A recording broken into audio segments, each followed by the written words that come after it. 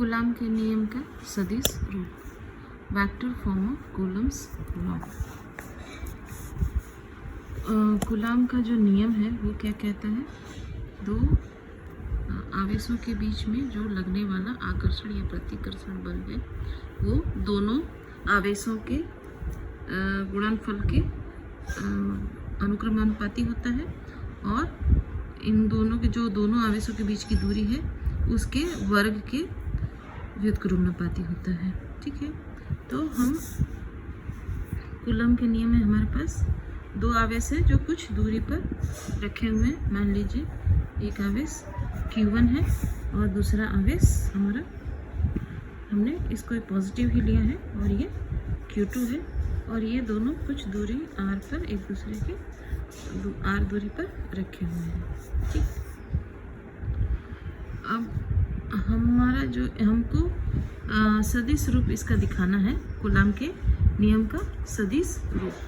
अभी थोड़ी देर ये जो हमने कूलम का नियम हमने समझ ही लिया है और अब हम देखेंगे कि इसका जो सदिश रूप होता है वो कैसे होता है और क्यों लेते हैं हम इसका सदिश रूप। क्योंकि जो हमारा बल है वो बल सदिश राशि है, तो हम जब इस और कूलम के नियम में हम क्या निकालते हैं, बल का ही वैल्यू निकालना है हमको। दोनों के बीच का जो आकर्षण या प्रतिकर्षण बल है उसी का हम मान कैलकुलेट करते हैं कूलम के नियम में। तो जो फॉर्मूला लगती है F = 1/4 pi epsilon not Q1 Q2 r square.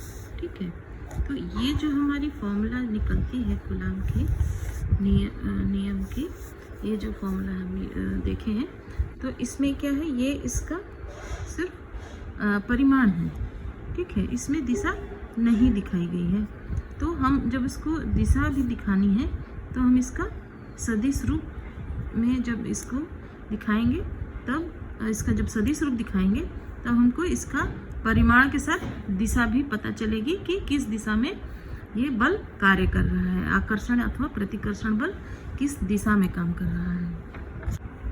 सदिश राशि होती है, सदिश जो राशि होती है उसमें दो पार्ट है। मान लो कि कोई हमने सदिश राशि ली है, इसके दो पार्ट होते हैं। एक उसका परिमाण, ये जो है इस तरह से हम क्या शो करते हैं, इस सदिश का परिमाण, और दूसरा पार्ट होता है उसका दिशा। तो दिशा को हम किससे शो करते हैं, इससे, और कैप से। ये है एकांक सदिश, एकांक सदिश है ये। ठीक है, ये एकांक सदिश जो हमें क्या शो कर रहा है, इस वेक्टर का डायरेक्शन शो कर रहा है और ये उस वेक्टर का परिमाण। तो सदिश राशि में दोनों पार्ट होता है, एक उसका परिमाण भी होता है और उसका दिशा भी होता है। और अदिश राशि में सिर्फ परिमाण होता है, हमको दिशा की ज़रूरत नहीं होती है। लेकिन सदिश राशि में हमको दोनों चीज़ें चाहिए होती हैं।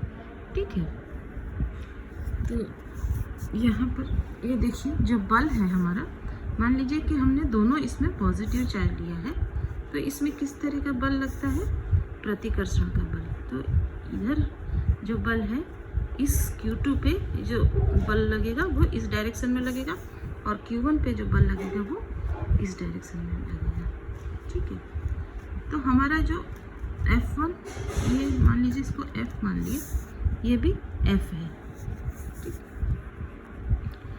तो F दोनों साइड में जो बल है वो दोनों समान ही लगता है। ठीक है, अगर Q1 और Q2 हमने बराबर लिया है तो F का दोनों F का परिमाण बराबर ही होगा। ठीक है ना।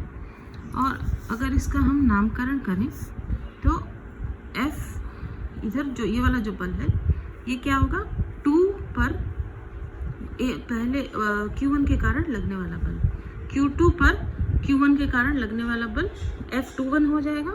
और इधर ये क्या हो जाएगा, Q1 पर, मतलब Q1 पर Q2 के कारण लगने वाला बल। तो ये हो गया F12, ये हो गया F21। ठीक है, ये 2 पर Q1 के कारण लगने वाला बल, Q2 पर Q1 के कारण लगने वाला बल, और ये है Q1 पर Q2 के कारण लगने वाला बल। ठीक है, तो हमको दोनों अलग अलग समझ में आ गया कि दोनों का हम कैसे डिनोट करेंगे। F12 इसका जो परिमाण है और F21 दोनों का जो परिमाण है वो तो बराबर ही होगा। क्या अलग हो रहा है दोनों में? सिर्फ इसकी दिशाओं का फर्क है, ये इस दिशा में है और ये इस दिशा में है। लेकिन एक चीज़ है कि ये जो दोनों फोर्स है, जो दोनों बल है, वो इस R के अनुदिश लग रहा है। ठीक है, मतलब दोनों आवेशों को जो मिलाने वाला ये